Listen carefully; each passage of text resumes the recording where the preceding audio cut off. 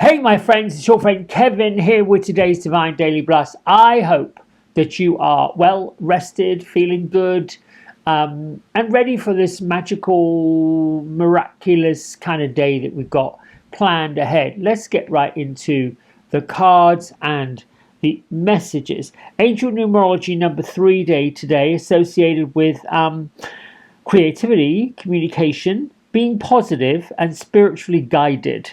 This is coming from the higher realms, the ascended masters, your ascended loved ones that have passed into spirit, communicating with those divine ones who choose to, gather with us. Spiritual guidance. Seeing the number 3 is often interpreted as a sign of support and guidance from the universe, from higher powers, as I've said, guiding you towards harmony and balance today. Embrace your creativity, stay positive, trust your intuition, that kind of thing. My isms: I am successful. That's all you need to say. I am successful. If your eyes are open, your feet are on the floor, and you are moving through your day with a flow, you're successful. I'm focused on joy and well-being for myself and others.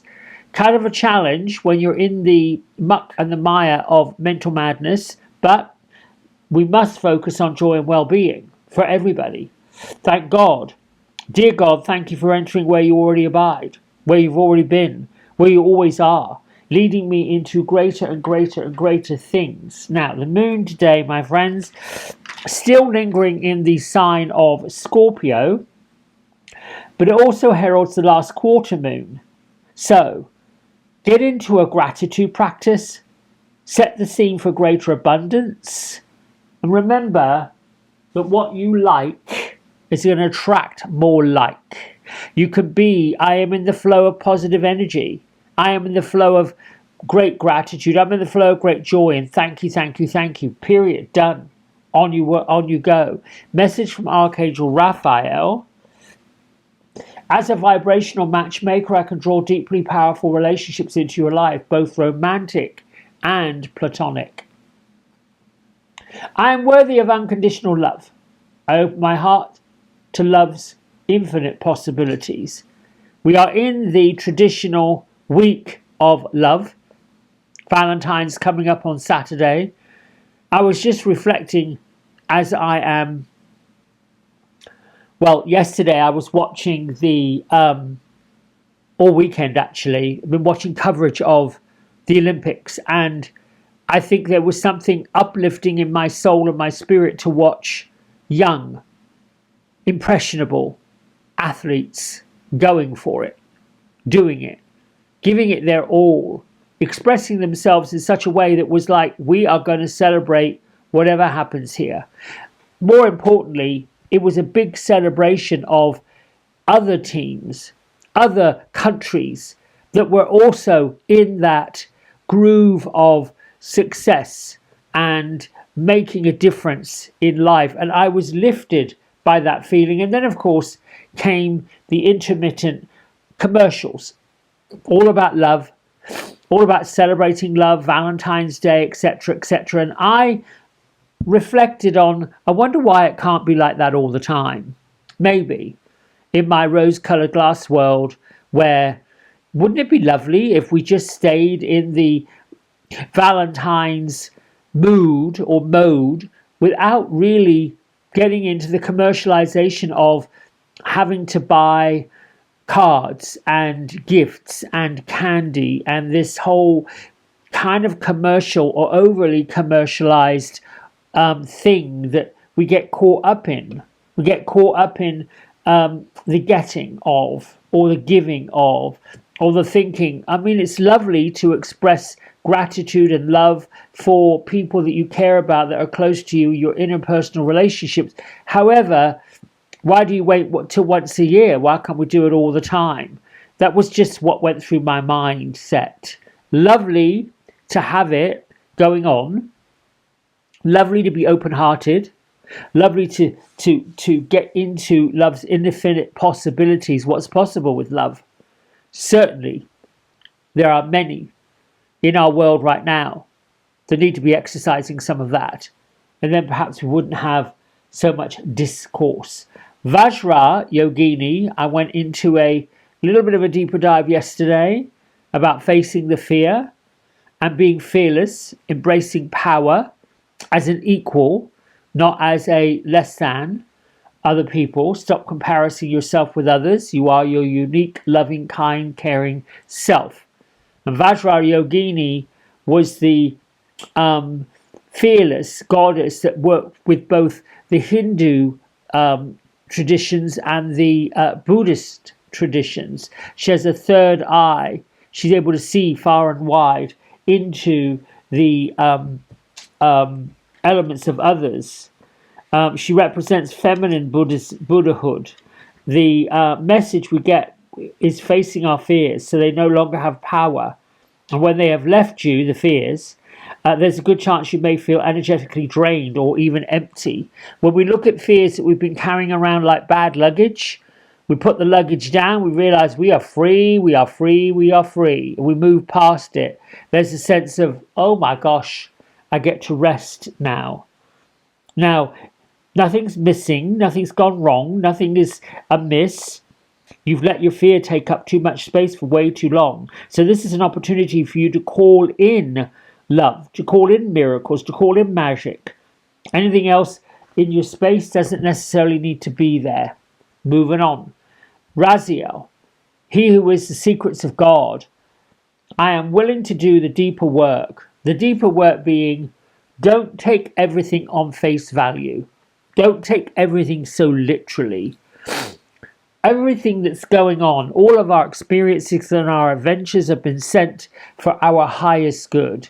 All we simply have to do is acknowledge it. Thank you for placing me on the pathway to my highest good and the highest good of all. I am committed to joy, happiness, peace, harmony, balance, all of that. And then let it go. Louise Hay's diary for today. I am healthy and filled with boundless energy. That's it, period. I am healthy, I am wealthy, I am kind, I'm caring, I'm compassionate, I'm creative. Whatever those things are, makes them all positive. We have the King of Coins, King of Pentacles, however you want to call it.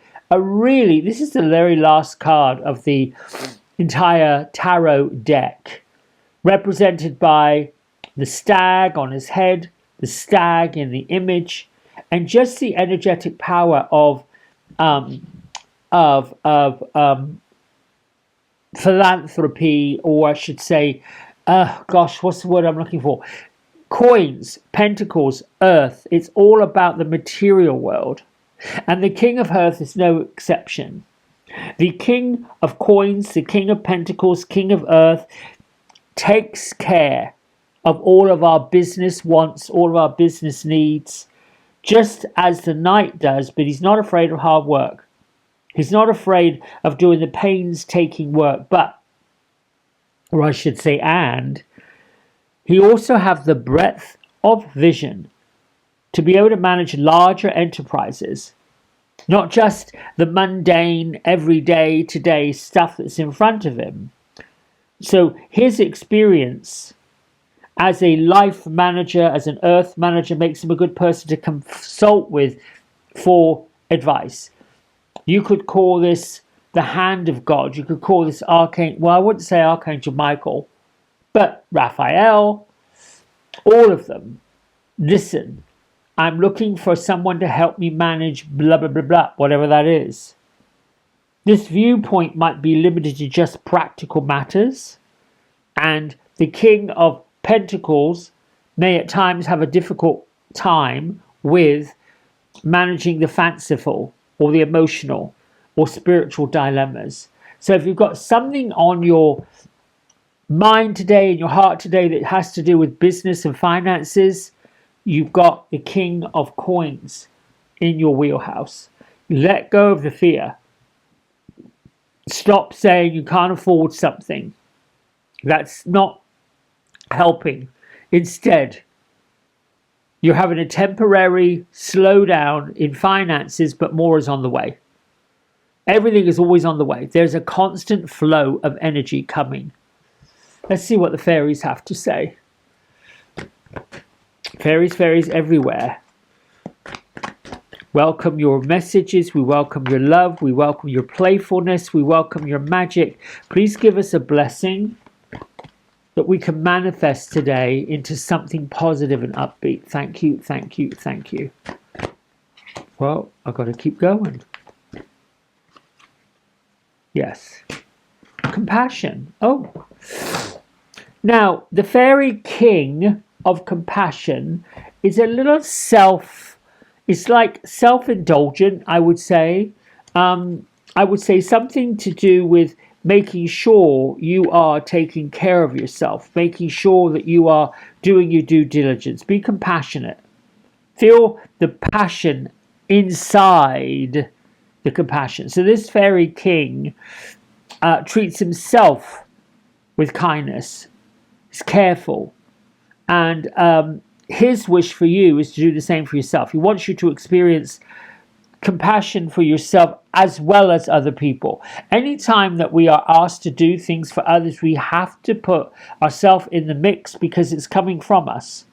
And this is a reminder to be passionate about the compassion. So directing compassion towards ourselves is as important as showing the sympathy, the kindness, the empathy out to the world. Self-compassion is always overlooked and often overlooked.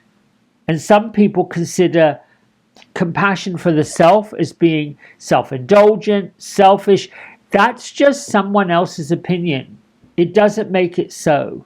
When we take care of ourselves, we're giving ourselves permissions to just be. Looking after yourself makes it easier to look after other people. If you notice, most people who are really secure in their heart space, in their loving space, they're secure with who they are, with what they're doing, they have the time and the patience and the passion and the compassion for other people. It really is a challenge sometimes to truly know and feel what it's like to walk in a metaphorical mile, or what it's like to walk in someone else's shoes, or what it's like to experience someone else's challenges when we haven't challenged those things ourselves. However, there's a genuine understanding if the empathy is here. So, manifest compassion by putting yourself in another person's shoes and then doing what you can to help them navigate the situation. But start off with yourself. There's way too much overindulgence in things that's a cover-up for the inner love, the inner compassion. Way too much. We obsess too much over things that don't necessarily matter. However, the things that do matter get overlooked. That's it for me for today, my friends. I hope you have a great day. I hope whatever you do is thoughtful, mindful, done with love, with compassion for yourself, and then spread out to the world. It's a ripple effect. Like, be that pebble of love in the pond that ripples out. Until tomorrow. Lots of love. Bye for now.